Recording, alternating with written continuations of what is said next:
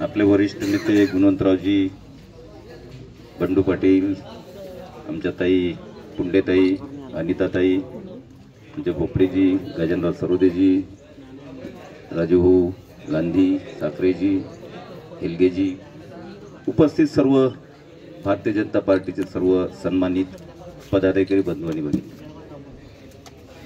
सकाळपासून आपला कार्यक्रम चालू आहे, त्यामुळे गळतीला सुरुवात झालेली आहे आणि 1 वाजला ना आता गळती सुरू झाली, त्यामुळे आता जास्त वेळ घ्यायचा नाही. पुढचा आता महिला बचत गटाचा कार्यक्रम आहे आणि सर्व इथं जे बसलेले आहेत सन्माननीय भारतीय जनता पार्टीचे पदाधिकारी आणि कार्यकर्ते यांनी इथून उठल्यानंतर महिला बचत गटाच्या कार्यक्रमाला जायचं आहे, जेणेकरून त्यांचा उत्साह वाढेल.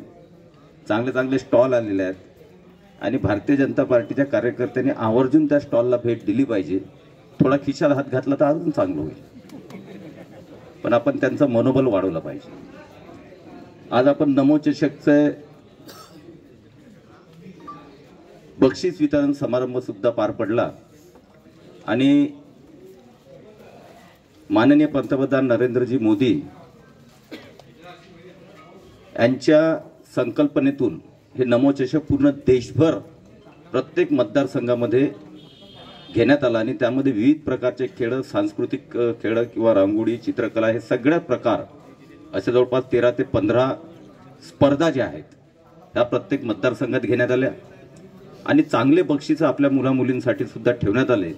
आणि मला आनंद आहे की आपल्या या मतदारसंघामध्ये जवळपास 40 ते 45 हजार मुला-मुलींनी या स्पर्धेमध्ये सहभाग घेतला आणि आपले कौशल्य दाखवून विविध प्रकारचे बक्षीस प्राप्त केले आणि त्याहीपेक्षा सहभाग त्यांनी घेतलाय याबद्दल मनापासून आभार मानतो, त्यांना धन्यवाद देतो आणि त्यांच्या भविष्यासाठी उज्ज्वल कामना सुद्धा करतो.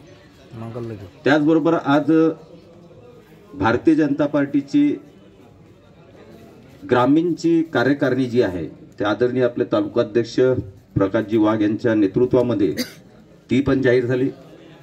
शहराची आपले अध्यक्ष पाटीलजी यांच्या नेतृत्वामध्ये शहराची मंडल कार्यकारिणी आपली घोषित झाली. त्याप्रमाणे काही आमच्या भगिनींच्याही नियुक्त्या जिल्ह्यामध्ये आणि तालुक्यामध्ये झालेल्या आहेत. अपंग आघाडीच्याही काही नियुक्त्या ज्या आहेत जिल्ह्याच्या आणि तालुक्याच्या त्या पण झालेल्या आहेत आणि अशा पद्धतीने भारतीय जनता पार्टीचा जो ढाचा आहे, जो संघटनात्मक ढाचा जो आहे तो मजबूत व्हावा या दृष्टिकोनातून विविध भागातील, विविध गावातील, विविध समाजातील आणि ज्यांना पक्षीय कार्य आवडतं आणि हिरिरीने सहभाग देतात अशा सगळ्यांची नियुक्ती या सर्व कार्यकारिणीमध्ये संघटनेमध्ये केलेली आहे. मी सर्वांचं मनापासून खूप खूप धन्यवाद देतो, खूप खूप अभिनंदन करतो आणि निश्चितपणे भारतीय जनता पार्टी जे देशातली नव्हे तर जगातली 1 नंबरचे सदस्य असलेली पार्टी आहे आणि माननीय पंतप्रधान नरेंद्रजी मोदींसारखं विश्वामध्ये मानणारं एक नेतृत्व आपल्याकडे आहे आणि त्या पक्षाचे आपण सगळे कार्यकर्ते आपला अभिमान आहे, आपला स्वाभिमान आहे आणि म्हणून या पक्षाचं कार्य अजून जोमानं वाढावं आणि पक्षाचा जो एजेंडा आहे, जो गरीब कल्याणाचा एजेंडा आहे, जो गरिबांना मदत करण्याचा एजेंडा आहे, जो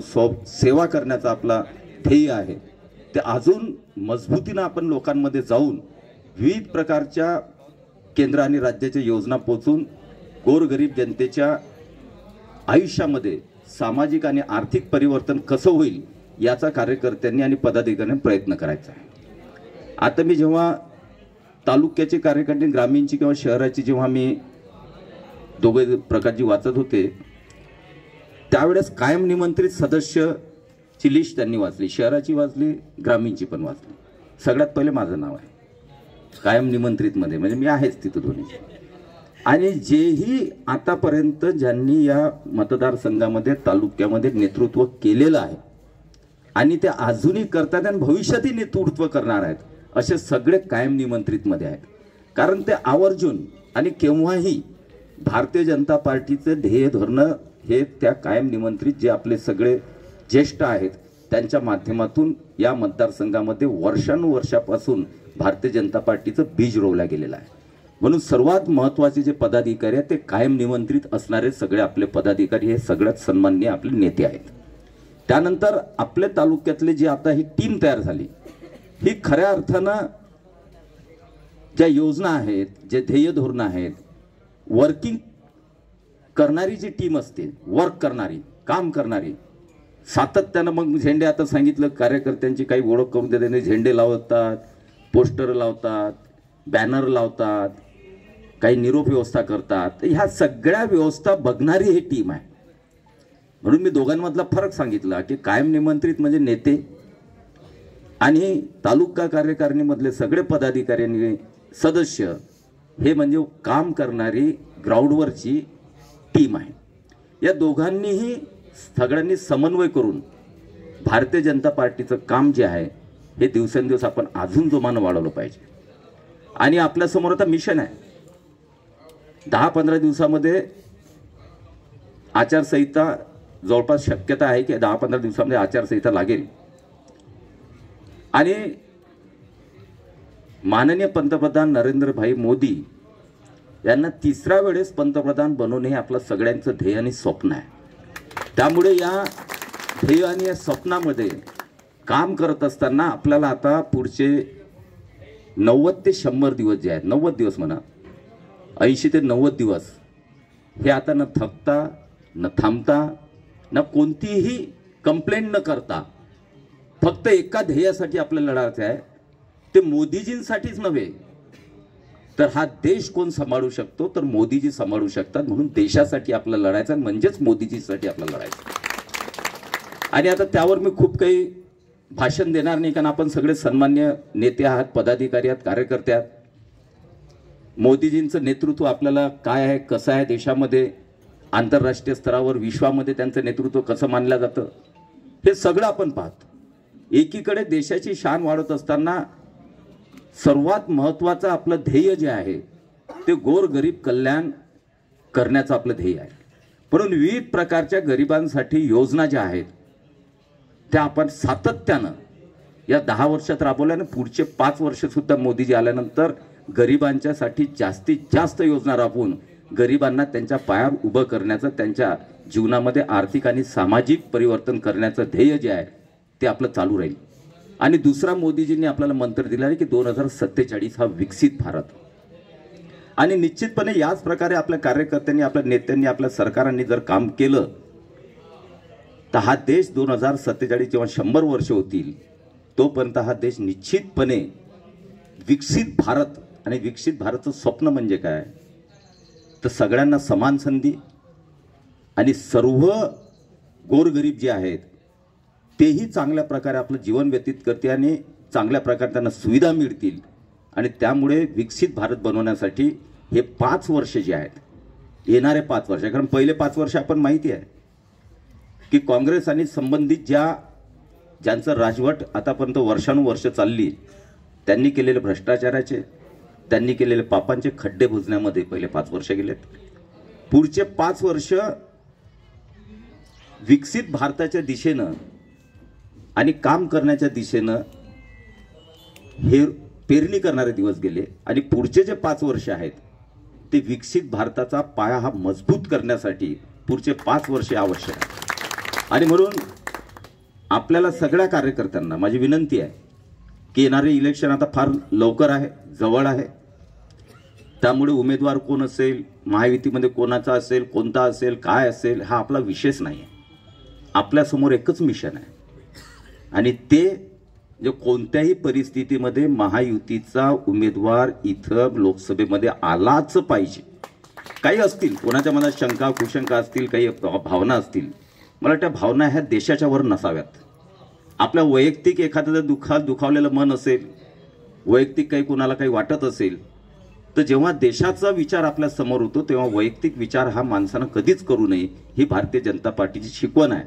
आणि त्यामुळे वैयक्तिक विचार न करता आपल्या देशाचा विचार करण्यासाठी प्रत्येकाने, आता तुम्ही बघितलं कालची सभाही आपल्या विचारात बघितली, आता कोणी यायचं राहिलं का आपल्या मतदारसंघामध्ये? म्हणजे राहुलजी गांधी हे 4 दिवस मुक्कामी आपल्या मतदारसंघात होते. म्हणजे सर्वोच्च नेते आहेत ना त्या देशामधले, ते आपल्या 4 दिवस मुक्कामी होते. माननीय उद्धवजी ते महायुतीतले एक मोठे नेते, महाआघाडीतले, तेही 2 मुक्कामी आपल्याच मतदारसंघात, सभाही आपल्याच मतदारसंघात. आता फक्त माननीय शरदचंद्रजी पवार राहिलेले आहेत, त्यांना इकडेच बोलावलं म्हणजे यांचं महामिशन जे आहे ते त्यांचं आघाडीचं कंप्लीट होईल, नंतर मग आपलं कार्यकर्त्यांचं मिशन भारतीय जनता पार्टीला आपण चालू करू. कारण नेत्यांची पार्टी नाही, कार्यकर्त्यांची पार्टी आहे. त्यामुळे कितीही मोठे नेते या मतदारसंघामध्ये आलेत तरी आमचा छोट्यातला छोटा कार्यकर्ता सुद्धा एक मिशन जे आहे आमचं, एक गोल जे आहे गरीब कल्याणाचं, हे निश्चितपणे आमचा छोटा कार्यकर्त्याचं उत्तर देऊ शकतं आणि पूर्ण करू शकतं. एवढी ताकद भारतीय जनता पार्टीच्या कार्यकर्त्यांमध्ये. म्हणून सगळे नेते येऊ द्या. आता सगळे झालेत, मोठे नेते झालेत, आता एखादं आलं असेल तेही येऊन देऊ द्या. आणि त्यानंतर आपल्या कार्यकर्त्यांचं मोहळ जे आहे ते साधारण कार्यकर्त्यांचं मोहळ आपण एक दिवशी निश्चित उचलू. आणि ते उठल्यानंतर, मधमाशांचं मोहळ उठल्यानंतर मग कोणालाही या मतदारसंघात सुचणार सुद्धा नाही. त्यामुळे त्याची रचना जी आहे ती निश्चितपणे भविष्यामध्ये आपण चांगल्या पद्धतीने करतो आणि कार्यकर्ते आपले त्या पद्धतीने उत्तम काम करणारे कार्यकर्ते. आता यामध्ये पदं दिलेत आपण. पदं दिले म्हणजे तो कार्यकर्ता ते पार्टीचा मालक झाला नाही किंवा आता तो म्हणीन तशी ही पार्टी चालेल असं कुठेही समजण्याचं कारण नाही. ही पार्टी कार्यकर्त्यांची पार्टी आहे. कार्यकर्ते या पार्टीचे मालक आहेत. कोणी नेता या पार्टीचा मालक होऊच शकत नाही. त्यामुळे ज्यांच्याकडे जबाबदारी दिली त्यांनी मी आता आदेश देईल, मी म्हणेन त्याप्रमाणे चाललं पाहिजे. यानं काय ऐकलं नाही, त्यानं काय ऐकलं नाही, ही व्यवस्था आहे फक्त 3 वर्षासाठी. 3 वर्षानंतर पुन्हा याला संधी भेटते, त्याला बाजूला होते, तो संधी घेतो. अशा आपल्या 3-3 वर्षामध्ये ह्या रचना होत राहतात. आणि म्हणून शोभेची वस्तू नाही आहे ही. अतिशय काटेरी मुकुट आहे, छोटं पद जरी असलं तरी. आणि जर प्रामाणिकतेनं आपण निष्ठेनं जर त्याला पुढे न्यायचं म्हटलं तर अतिशय त्रास होतो. म्हणजे एवढं साधी गोष्ट नाही आहे की कार्यकर्त्यांनी जे पदं आहेत ते घेतल्यानंतर चला बाबा दिलं, आता घेतलं मी. कारण काही काही ठिकाणी लढाई पण होते, मला हे पद दिलं नाही, मग नाराजी पण होती, त्यांनाच कसं घेतलं, मला घेतलं नाही, याला घेतलं, त्याला का नाही घेतलं. पण घेतल्यानंतर आपली जबाबदारी आपण किती प्रकारे आणि कशा पद्धतीनं करतो याचं सुद्धा चिंतन ज्यांनी पदं घेतली किंवा जे कार्यकर्त्यांमध्ये आहेत त्यांनी सुद्धा करणे आवश्यक आहे. आणि ते चिंतन केव्हा होईल, आपण किती वेळ देतो, कसा देतो, क्वालिटी टाइम देतो का क्वांटिटी टाइम देतो. काही काही जण खूप काम करतात दिवसभर, बिलकुल मी तर म्हणा 8-10 तास पार्टीचं काम केलं, आउटपुट 0 असतं. काही जण 1 तासच काम करतात, पण 1 तासामध्ये पार्टीचा ध्येय धोरण आणि पार्टीला जे अपेक्षित आहे ते 1 तासामध्ये सुद्धा होऊ शकतं.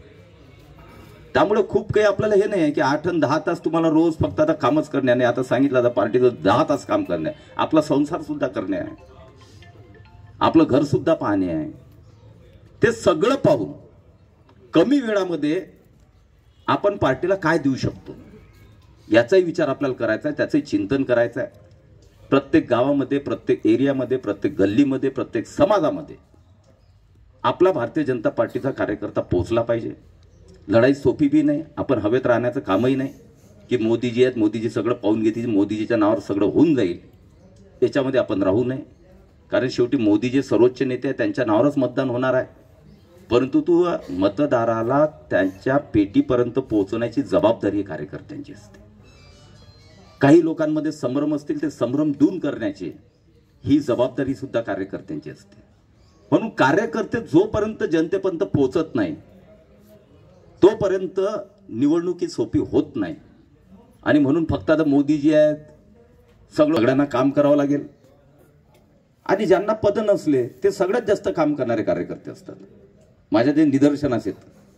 कारण आपण आतापर्यंत कार्यकारिणी पाहिली, आता या कार्यकारिणीचा मी शुभेच्छा ह्याच देणार आहे की ज्यांनी ज्यांनी पदं घेतलेले आहेत या कार्यकारिणीचा समावेश आहे ते 100% कसं त्यांचं क्षमता वापरतात हे सुद्धा आपल्याला बघायचं आहे. कारण बऱ्याच वेळेस होते की 50% सुद्धा त्यातले कार्यकर्ते सक्रिय राहत नाहीत, 50% सक्रियच राहत नाहीत. पण काय असतं की काही काही गावामधली ऍडजस्टमेंट तिथले कार्यकर्ते करतात की नाही हा घेतला पाहिजे, घ्यावंच लागते, त्याला तर घ्यावं लागते. तर त्याला आता ते शब्द वापरणार तो पण बरा नाही, तर ते करावंच लागणार. आणि जे आमचे कोर टीम मधले किंवा कोर टीम म्हटल्यापेक्षा कायम निमंत्रित आपले जे सगळे वरिष्ठ आम्ही आहोत, निश्चितपणे आम्ही सर्वजण या नवीन टीमच्या मागे जे जे त्यांना मदत लागेल, जे जे जिथं उपलब्धता लागेल तिथं सर्वजण आम्ही कोणतेही मोठेपणा न पाहता तुमच्यासोबत सहकार्य निश्चितपणे करू. आपल्या सगळ्यांना शुभेच्छा देतो. आणि 2024ची निवडणूक जी आहे त्यात आपल्या मतदारसंघामध्ये प्रश्न कोणालाच विचारायचा नाही. म्हणजे निवडणुकी दरम्यान नाही, पहिले पण नाही की असं का ते तसं का नाही झालं. तर मग असं काही प्रश्न विचारायचे नाही. एकमेव मिशन, एकमेव संकल्पना आणि एकच ध्येय, मोदीजी पंतप्रधान झाले पाहिजे. त्यासाठी महायुतीचा खासदार हा इथला आपलाच असला पाहिजे, महायुतीचा. त्यामध्ये कुठेही गुंजाईश नाही. त्यामुळे कोणीही कुठं आता इलेक्शनच्या दरम्यान प्रश्न विचारण्याची आवश्यकता म्हणजे आता प्रश्नोत्तर याच्या पुढे होणार नाही. कोणाच्या काही डोक्यात असो, त्याला एकच आहे, no question only answer Modiji. त्यामुळे एवढंच करायचं आहे. आणि आपल्या देशाचं उज्ज्वल भवितव्यासाठी, आपल्या देशातील गोरगरिबांच्या सेवेसाठी पुन्हा भारतीय जनता पार्टीच्या नेतृत्वामधलं एनडीएचं सरकार येणे आवश्यक आहे. त्यासाठी मी सगळ्यांना काम करण्याची अपेक्षा व्यक्त करतो, प्रार्थना करतो आणि सगळ्यांना खूप शुभेच्छा देतो. जय हिंद, जय महाराष्ट्र.